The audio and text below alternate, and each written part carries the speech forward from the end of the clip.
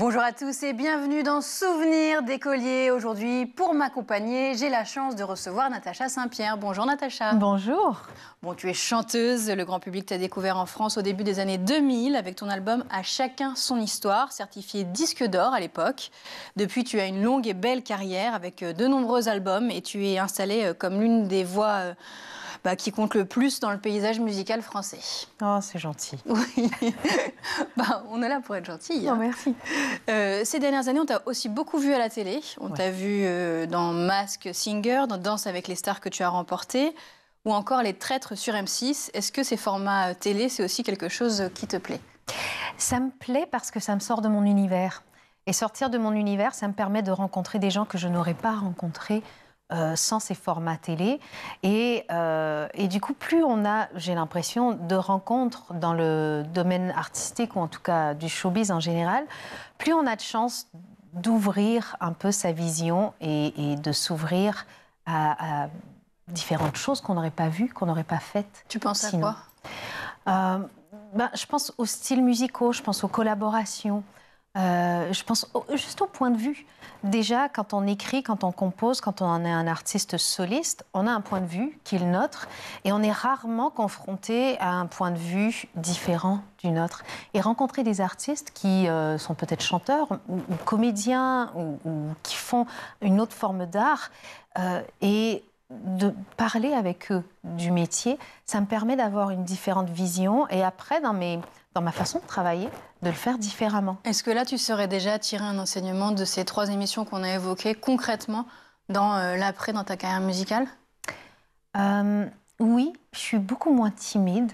Ouais. J'ai toujours eu beaucoup de mal à aller vers les gens parce que j'avais l'impression d'être intrusive. Et je me suis jusqu'encore récemment? Ouais. Et là, à force de côtoyer des gens différents et de voir à quel point, moi, ça me faisait plaisir quand les gens venaient vers moi, je me suis dit, en fait, peut-être que je peux me le permettre un peu plus et que ça fait pas trop groupie, ça fait pas trop... je gratte pour un peu... Mais comment tu pouvais penser ça avec... Mais parce que j'avais vraiment cette impression-là. Et du coup, ça me faisait avoir l'air snob, souvent, parce que j'étais très réservée. C'était mal perçu, en fait. Très timide. Et aujourd'hui, j'arrive à aller au-delà de tout ça parce que les gens sont venus vers moi et j'ai pu constater à quel point, moi, ça me faisait plaisir. Est-ce que c'est pas aussi une différence peut-être culturelle? Peut-être un peu. Peut-être on est plus discret. Mais peut-être ça vient aussi beaucoup de moi. De l'éducation que tu as reçue, alors? Sûrement. En ce moment, tu es en tournée? Je suis en tournée. Le gros de la tournée sera à partir de l'automne, mais je commence déjà... En fait, je finis une première tournée dans les églises et je commence déjà une tournée dans les théâtres qui va se poursuivre jusqu'à 2027. Baptisé Mon histoire d'amour, c'est vous? Exactement, Mon histoire d'amour, c'est vous. C'est le tout nouveau spectacle, celui qui accompagne le tout nouvel album qui va arriver aussi à l'automne. Est-ce que tu peux nous en dire quelques mots? C'est un album de reprise. C'est un peu comme... Cet album, ce spectacle, s'adresse au public, mais aussi à la musique en général. Mon histoire d'amour, c'est vous. Ce sont ces chansons-là que j'ai aimées et qui m'ont fait devenir chanteuse, qui m'ont fait aimer la musique. Et c'est aussi le public que j'ai rencontré et qui m'a permis de devenir l'artiste que je suis. Donc c'est un spectacle, c'est un album pour le public. C'est un spectacle, c'est un album pour le public. Et je ne vais pas le cacher, je me fais plaisir aussi. On espère. Il y a un truc très égoïste aussi de reprendre ces chansons-là qui sont mes préférées, qui sont les plus significatives dans ma vision d'artiste, dans ma vie d'artiste. Et les interpréter chaque soir sur scène, c'est vraiment un kiff pour moi. Même si je les offre au public... Comme quoi, quand on fait un cadeau, finalement, on se fait plaisir à soi aussi, c'est vrai. La suite pour toi dans les prochains mois, c'est quoi? Alors, je vais continuer la scène. Il y a évidemment la série Léo Mattei, dans laquelle je suis. Sur TF1 alors? Sur TF1. Et on va commencer le tournage de la nouvelle saison de Léo Mattei, dans lequel je serai encore cette année. J'ai la chance d'avoir un personnage qui devient un récurrent, qui s'inscrit dans la durée et qui prend une jolie place dans cette série. Et je découvre aussi ce métier de comédienne que j'aime particulièrement. On pourrait te voir dans d'autres comédies, dans d'autres téléfilms. J'espère pouvoir développer ce volet-là sans trop pénaliser ma vie de chanteuse, parce que je ne suis pas prête à abandonner la carrière de chanteuse. Mais faire de la place pour la carrière de comédienne, oui, parce que j'y découvre une liberté, celle que j'avais peut-être en comédie musicale, quand le costume et le personnage prend le pas sur ma personne. Oui, il y avait les deux et du coup, ça crée une forme de liberté. On va arrêter de regarder devant, on va regarder un petit peu dans le rétro. Pour commencer, tu as grandi où? J'ai grandi au Canada. Beaucoup de gens pensent que je suis québécoise, mais je ne suis pas québécoise. Je suis d'une province qui s'appelle le Nouveau-Brunswick. C'est entre le Québec et l'océan Atlantique, pour vous situer. D'accord. Il y a des francophones, mais jusqu'à très récemment, c'était majoritairement anglophone. Et les francophones qui sont là-bas, c'est ceux qu'on appelle les Acadiens, ceux que Michel Fugain a chanté dans sa fameuse chanson « Tous les Acadiens, toutes les Acadiennes ». Et t'en fais partie? J'en fais partie. Et si on veut vraiment remonter loin derrière, je vous le fais très vite, les Acadiens en 1758, je crois, ont été déportés en Louisiane. Et c'est pour ça qu'il y a des francophones en Louisiane. Et certains d'entre eux sont restés là, d'autres sont remontés. Et c'est l'histoire de ces gens-là qui est un peu la mienne aussi. C'était comment ton enfance là-bas? C'était très dans la nature, parce que j'ai grandi coincée entre la forêt et l'océan, ce qui est plutôt un bel endroit pour être coincée. J'ai eu une enfance très ordinaire, bien que j'ai commencé à chanter très jeune, à l'âge de 14 ans. Pour moi, ce n'était pas un métier, c'était un loisir. Donc j'avais un loisir exceptionnel, mais une vie ordinaire. Tu avais des frères, des sœurs? J'ai un frère qui a 4 ans de moins que moi, avec qui je me suis toujours très bien entendue. Il s'appelle Jonathan. Lui n'est pas dans la musique, bien qu'il est doué. Il est doué dans le sport, il est doué à la musique, il était doué à l'école aussi. Et lui est ingénieur. Tu avais quelle relation avec lui en grandissant? Grande sœur? Vraiment, tu étais l'aînée, responsable? J'aimais bien le chouchouter, le câliner, comme j'ai commencé... Deuxième maman? Pas deuxième maman, parce que j'étais pas maternelle. J'étais un peu plus proche d'une tante que d'une maman. En tout cas, une grande sœur qui s'est voulue cool, en tout cas. Je l'emmenais beaucoup avec moi. Au Canada, on a le permis à 16 ans. Donc, quand j'ai eu le permis, je l'emmenais partout. Comme j'étais chanteuse tôt, j'ai gagné ma vie tôt, j'avais un peu de sous. On allait faire du shopping ensemble, on faisait des trucs ensemble. Donc, j'ai été plutôt la grande sœur cool, mais pas du tout maternelle. Et quelle relation vous avez aujourd'hui? Aujourd'hui, on est potes. Il est loin, il est au Canada. On se voit physiquement pas si souvent que ça. Mais je pense que tout ce qu'on a construit dans l'enfance reste, parce que chaque fois qu'on se parle au téléphone, chaque fois qu'on se voit, il n'y a pas d'update à faire. C'est comme si on reprenait toujours de là où on était. Et je sais que c'est mon plus grand allié. Et un jour, mes parents ne seront plus là, malheureusement, et mon frère sera toute ma famille, en tout cas ma famille de racines, parce qu'il y a la famille qu'on se construit, mais il y a celle sur laquelle on se construit, et la famille sur laquelle je me construis, c'est mes parents et mon frère. Toute ta famille est au Canada? Une grande partie de ma famille est au Canada, une autre partie est aux États-Unis. J'ai un arrière-grand-père qui n'a pas voulu faire son service militaire aux États-Unis, et donc a perdu sa nationalité américaine. Et donc, on est toute une branche de la famille qui est au Canada, un peu parce qu'on s'est sauvé de tout ça. Ça veut dire qu'en France, tu es toute seule? En France, je suis toute seule. J'ai des cousines qui, à une époque, ont été mariées avec des Français et ont fait des allers-retours entre la France et le Canada. Mais tout le monde est resté au Canada pour des histoires de confort de vie, parce que la vie au Canada, elle est très agréable. Moi, je suis la seule qui est restée ici. Parce que la carrière Parce que la carrière, le travail, j'avoue. Et comme je suis arrivée ici très jeune, j'avais 18 ans, je me suis fait beaucoup d'amis qui ont... comme moi, au lycée, je travaillais beaucoup. J'avais des amis, j'en avais... les 3 qui étaient vraiment des amis très, très proches. Le reste, ça rentre plus dans les connaissances que dans les vraies amitiés, même si c'est des gens qui prennent de la place quand on est adolescent. Et bon, ma meilleure amie d'enfance est décédée, donc mon noyau d'amis moi, aujourd'hui, est en France. Mon amoureux est en France. Mon fils est en France. Je suis séparée du papa de Bichente, mon enfant. Et je ne me vois pas partir au Canada parce que je ne le vois pas l'éloigner de son père et je ne me vois pas le laisser avec son père et m'éloigner de lui non plus. Il n'y a aucune de ces deux options qui est possible. Donc, pour toi, l'avenir, il sera français? L'avenir, il sera français jusqu'à ce que mon fils décide plus tard, quand il fera sa vie, de ce qu'il veut. Parce que lui, il a la double nationalité. Et il y va régulièrement? Il y va régulièrement. On y va régulièrement parce que comme il a la double nationalité, je trouve que c'est important. Pour moi, la nationalité, c'est pas juste un passeport, c'est pas juste un papier, c'est toute une culture. Et c'est mon travail de maman d'enseigner cette culture-là à Bichente parce qu'il ne l'apprend pas à l'école. À l'école, il apprend l'histoire et la culture française. Ça passe que par toi, finalement. Et ça passe par moi. Et il a une cousine qui a le même âge que lui, la fille de mon frère. Et donc, quand on y va, il va à l'école de sa cousine. Il découvre aussi toute la culture Tu y vas tous les combien? Canadienne. J'essaie d'y aller régulièrement, 2 à 3 fois par an avec lui, où on passe un long moment. Puis après, j'y vais aussi pour le travail, moi, de mon côté. L'enfance, tu dirais pour toi que globalement, c'est un souvenir heureux? J'ai une très, très belle enfance. Je souhaite à beaucoup de gens d'avoir la même enfance que moi. C'est pas une enfance sans épreuves et sans difficultés, mais c'est une enfance avec beaucoup d'amour, avec une famille dans laquelle il n'y avait pas de sujet tabou.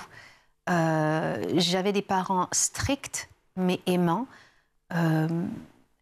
Et pour moi, il y a une différence entre dur et strict. Des parents durs, c'est des parents qui n'auront peut-être pas la prise en compte du monde émotionnel de l'enfant. Des parents stricts, c'est des parents qui vont être exigeants, qui vont être demandants, mais qui vont prendre en compte le monde émotionnel de l'enfant. Et moi, c'est ce que j'ai eu. Est-ce que c'est le schéma que toi, tu essayes aussi de reproduire avec ton enfant? C'est ce que j'essaye de reproduire. Il y a une phrase que mon père m'a dite un jour et que je garde en tête. J'étais arrivée avec une note de 72% sur un examen à l'école. Et il m'a dit, mais je suis pas très content de toi. Je dis, mais papa, j'ai au-dessus de la moyenne de la classe, qui doit être à 60. 72, c'est très bien. Il me dit, oui, c'est techniquement très bien. Mais je sais que toi, tu as des capacités plus élevées que ça. Et en fait, je ne serais pas un bon papa si je ne te demandais pas d'être à la hauteur de tes capacités. Et t'avais quel âge? Je sais pas, je devais avoir 13, 14 ans. Et il me dit, la vérité, c'est que toi, tu as la capacité d'être dans les 90% et plus. Et si tu n'as pas cette note-là, c'est soit parce que tu n'as pas travaillé, soit parce que tu as pris ton travail à la légère. Et ça m'a mis en colère parce qu'il avait raison. Oui, mais à ce moment-là, il faut avoir la maturité pour recevoir cette information-là et la transformer positivement. Je pense que s'il me l'a donnée, c'est parce que j'avais la maturité de la recevoir. J'ai un papa très pédagogue. Mais ce n'est pas parce qu'on a la maturité de recevoir une information que sur le coup, on n'est pas en colère. Quand on nous dit nos vérités, en général, avant d'absorber, dire « oui, bon, on est en colère ». Un petit peu, oui. Donc, ça dépend de l'ego. J'ai eu l'ego piqué, justement. Puis après, c'est une leçon de vie qui m'a servi dans tout ce que j'ai fait. Ça ne veut pas dire que je suis obligée d'être au maximum de mes capacités tout le temps. Il y a des fois, j'aurai, dans ce que je fais dans la vie, des résultats qui sont à 70% de mes capacités. Mais c'est important de savoir quelles sont nos capacités et est-ce que, en fait, pour moi, c'est plus important d'être dans le maximum de mes capacités ou c'est plus important pour moi de relâcher sur certains sujets pour pouvoir me concentrer sur d'autres? Est-ce que déjà à l'époque, la musique avait une grosse place dans ton enfance? Tu lui as dit à l'adolescence, tu t'es mise à chanter? J'ai commencé à chanter, en fait j'ai toujours chanté. Mais ça n'a jamais été quelque chose de sérieux pour moi. J'ai fait un premier album, j'avais 14 ans. Ah oui, un album? Ouais. Et pas tu te mets à chanter? Ah oui, d'accord. En fait, et tout est arrivé tellement graduellement pour moi. À 8 ans, j'ai chanté dans ma classe de musique à l'école. Mon professeur de musique avait un groupe, il m'a invité à chanter dans son spectacle. De ce spectacle-là, des gens m'ont vu, ils m'ont invité à animer leur gala, leur soirée annuelle. Des gens m'ont vu là, m'ont invité à faire des petits spectacles dans ma région. Puis après, un peu plus loin, et comme j'avais une région assez anglophone, on m'a invité beaucoup au Québec. Et on m'a invité un jour à aller faire un festival au Québec. Je trouvais ça génial. Et c'était dans une ville où habite la sœur de mon père. Donc ça nous permettait d'aller passer quelques jours de vacances chez elle. Et il y a des gens qui m'ont vu là, qui m'ont proposé de faire un album.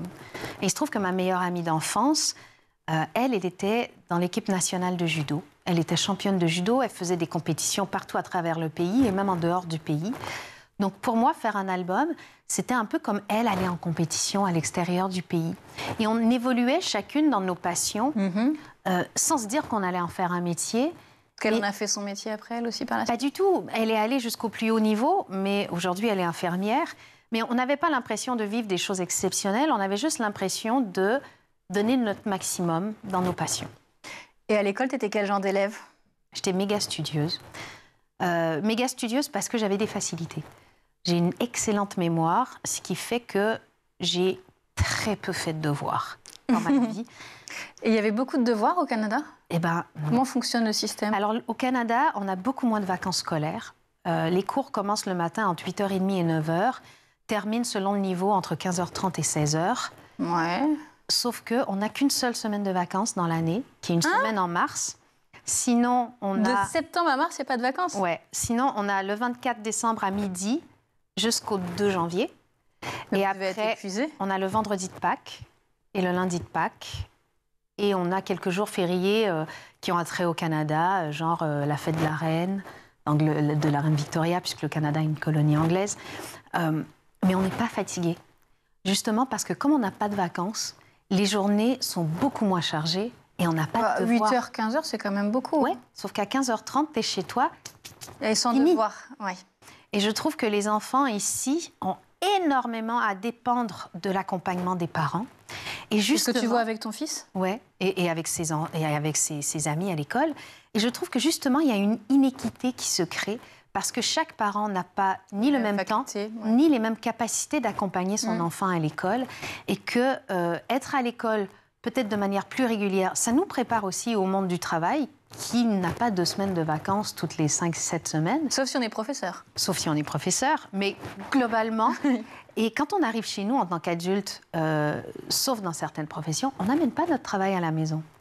Et je trouve ça génial, moi qui ai connu le système canadien, en tout cas, en termes d'équité et en termes de liberté le soir après l'école. Donc ça, si tu pouvais changer un petit peu quelque chose dans le système français, tu prendrais ces petites choses du système canadien? Très égoïstement, la maman que je suis adore avoir 2 semaines de vacances avec son fils. Donc j'aurais du mal à me passer de ces semaines de vacances, moi, la maman que je suis. Mais si j'étais que pédagogue, je dirais le rythme scolaire canadien permet un moins grand stress au niveau du cerveau. Et on est aussi sur une évaluation continue. Il n'y a pas d'examen Il y a des examens chaque année, à la fin de l'année scolaire, qui, si on a plus de 60% dans toutes nos matières, nous permet d'aller à l'étape suivante, donc de passer au niveau supérieur. Si on n'a pas ce 60%, soit on fait du rattrapage l'été, soit on redouble. Donc c'est hyper clair pour tous les enfants. Et surtout, il n'y a pas ce moment où on arrive au bac et c'est super stressant. Parce que la dernière année, l'équivalent de votre terminale, notre 12e année, on a les mêmes examens de fin d'année qui ne parlent pas que de cette année-là. Ok. Donc, moins stressant, je dirais, le système scolaire canadien. T'as pas été stressée, toi, en tout cas, durant ta scolarité? Non. Et j'ai eu une scolarité agréable et avec des... Je pense aussi avec des professeurs cool. J'ai fait partie du système scolaire public et j'ai eu des très bons profs. Est-ce que tu as des professeurs, justement, qui te restent en mémoire ou avec qui tu serais en contact? J'ai encore des professeurs avec qui je suis en contact via les réseaux sociaux, entre autres. Je pense à mon professeur de physique-chimie quand j'étais au lycée. J'ai eu un professeur de maths qui m'a marqué, M. Gérard Cyr, parce qu'il avait un cours fun. Il rendait une matière qui n'était pas ma préférée à la base, fun. J'ai eu Madame Michaud, aussi une prof de français, formidable. J'ai eu, globalement, sur l'ensemble de ma scolarité, des bons professeurs. Est-ce qu'il y avait une matière cauchemar? Moi, j'ai fait l'équivalent d'un bac S, donc avec beaucoup de physique, maths, chimie. Et la dernière année, l'année de la terminale, en fait, on a un niveau mathématique quand on prend Parce qu'on a, maths 4 et maths 5. Quand on prend maths 5, c'est un niveau universitaire. Je me souviens que celle-là, elle m'a fait un petit peu... elle m'a donné du mal. Il m'est arrivé, ça fait longtemps que ça ne m'est pas arrivé, Mais quand j'avais des trucs difficiles à faire dans ma vie, la nuit, je rêvais que j'étais en cours de maths et que j'avais mon examen de maths et que j'y arrivais pas. Ouais. Là, récemment, tu veux dire? Bah, dans ma vie d'adulte, quoi, dans ma vie Ça veut dire que ça scolaire. t'avait bien marqué, quoi. La maths 5 m'a marqué, ouais. Pour le restant de ta vie. Tout à fait. Enfin, je veux dire, faut aller travailler dans l'inconscient, voir ce que ça signifie. Bah, je pense que c'est celle qui m'a fait le plus travailler, en fait, qui m'a demandé le plus d'efforts et qui m'a fait douter, en fait. Plus que finalement n'importe quoi que tu as pu entreprendre derrière? Ouais, ça m'est rarement arrivé En fait, j'ai toujours voulu avoir des bons résultats dans mes examens, dans mes performances, c'est-à-dire quand je fais un spectacle, quand je fais un album, mais je me prépare. Et là, je me souviens que cette dernière année de mathématiques, j'avais beau travailler, j'avais beau me préparer, j'étais quand même dans le doute de savoir est-ce que ce sera un bon résultat ou pas. Sinon, dans ta carrière, ça veut dire que tu doutes pas? Je doute constamment. C'est ce qui fait que je travaille beaucoup. De toute façon, c'est un conseil qu'on m'a donné, moi, il y a bien longtemps. Quand tu as des doutes, tu travailles, c'est la seule solution. C'est la seule chose qui pourra calmer ces doutes. En tout cas, les calmer de manière constructive. Oui. Des fois, peut-être on doute sans raison. Mais en tout cas, si on travaille de toute façon, ça ne peut que nous rendre meilleurs. Aujourd'hui, tu es chanteuse. Est-ce que plus jeune, il y avait un autre métier qui te faisait rêver? Ah oui, je rêvais d'être infirmière. Du coup, comme ta cousine? Comme ma meilleure amie. Comme ma maman. Comme beaucoup de gens dans mon entourage. Du côté de ma mère, j'ai une famille très médicale. Donc, ce sont des médecins, des kinés, des infirmières. Et je voulais travailler dans cette branche-là aussi. Je voulais aider les gens. Et pendant très longtemps, j'ai voulu faire infirmière jusqu'à m'arrêter de chanter entre 2004 et 2006, je ne sais plus trop où. Après la sortie de l'album Où il y a mourir demain, je me suis arrêtée pendant un an en me disant... Mais non. Ouais, j'ai peut-être raté ma vie, je fais peut-être pas le bon métier, peut-être qu'il faut que j'arrête de chanter et que je fasse infirmière. Alors que c'était un énorme succès? Ouais. Et après, je suis revenue en me disant, bah finalement, c'était un peu de l'égoïsme, j'avais envie de soigner les gens et de les voir aller bien. Après, parce que c'est gratifiant. Alors que quand on est chanteuse, on apporte quelque chose aux gens, mais on ne le voit pas. Il y a un côté moins gratifiant. Tu dois avoir des retours quand même. On a des retours, mais c'est pas la même chose. C'est pas le même lâcher-prise qu'ont les gens quand ils confient leur santé à quelqu'un. Il y a des chansons qui sauvent les gens aussi. Oui. Et de plus en plus, je m'en rends compte, mais je pense qu'il fallait que je prenne en maturité pour comprendre tout ça. Et tu avais fait un break alors après ce succès-là? Après le succès de Mourir demain, je me suis arrêtée pendant un an pour pouvoir me poser les bonnes questions et surtout pour revenir de la bonne manière. Ce métier m'avait donné beaucoup, mais m'avait aussi pris beaucoup en termes d'énergie. Et je ne voulais plus faire ce métier en lui donnant l'importance de sauver des vies, justement. Si je n'étais pas sur une télé, ce n'est pas grave. Tu te mettais la pression? Non, mes équipes me mettaient la pression. Et du coup, je me la mettais derrière. Tu as changé de staff alors? Pas du tout. Je suis allée voir la directrice de ma maison de disques et je lui ai dit, voilà, je suis prête à revenir, mais si je reviens, j'aimerais que ça se passe comme ça. T'as imposé tes conditions. Et elle m'a dit, OK. Elle aurait pu me dire non. Mais j'avais plus envie que ça tourne autour des chiffres, je voulais que ça tourne autour du plaisir. On l'a dit, ça arrive très tôt dans ta vie. À 14 ans, un premier album. Ouais. Et à 17 ans, tu te lances dans une carrière internationale. Oui. J'arrive en France à 17 ans et je participerai à l'Eurovision. Je ne sais pas si j'ai pas 18 ans au moment où arrive l'Eurovision, mais en tout cas, j'entame le processus, j'ai pas encore 18 ans. Parce que toi, au début, tu as joué dans la comédie musicale Notre-Dame de Paris, mais la version anglaise. Oui, j'ai oublié, oui, je suis partie en Angleterre, ouais. Et est-ce que c'est depuis l'Angleterre que tu fais la transition avec la France, ou ça n'a rien à voir? Comment arrive la France? La France propose l'Eurovision, quoi. La France va arriver avec l'Eurovision. Mon producteur de l'époque, qui est canadien, lui rêve d'avoir une artiste qui réussit en France, dans la francophonie, plutôt qu'aux États-Unis. Et va venir proposer mon album à une maison de disques française, à Sony, qui vont accepter cet album-là et qui, la même année, vont me dire, bon, bah, pour arriver à la mettre en avant, il faut qu'on l'installe dans quelque chose et on va me proposer à l'Eurovision. Et le comité de l'Eurovision va me sélectionner pour représenter la France cette année-là. Donc, on rajoute cette chanson à mon album, qui existe déjà, que Sony vient de signer. Et me voilà partie pour lancer un album et représenter la France à l'Eurovision. Est-ce que c'est une grosse pression de représenter un pays qui n'est pas le sien, quand on est si jeune? Totalement, parce que je me dis, si je me rate, ils ont tous les droits de dire bah, oh, elle s'est ratée et pourquoi on est allé chercher cette fille qui est même pas française en fait. Et tu te rates pas. Tu finis 4e. Ouais. C'est un des meilleurs résultats de la France depuis bien longtemps, à ce moment-là. Fierté ou j'ai l'impression que tu es très perfectionniste? Déception. Je suis déçue parce que j'ai pas encore appris à perdre et que j'apprends à perdre à 18 ans, c'est un peu tard.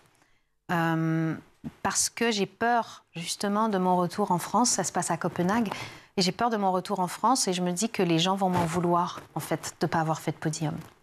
Ah bon? Oh, ça se joue à ça? Quand tu regardes les personnes passées avant toi, c'était très compliqué?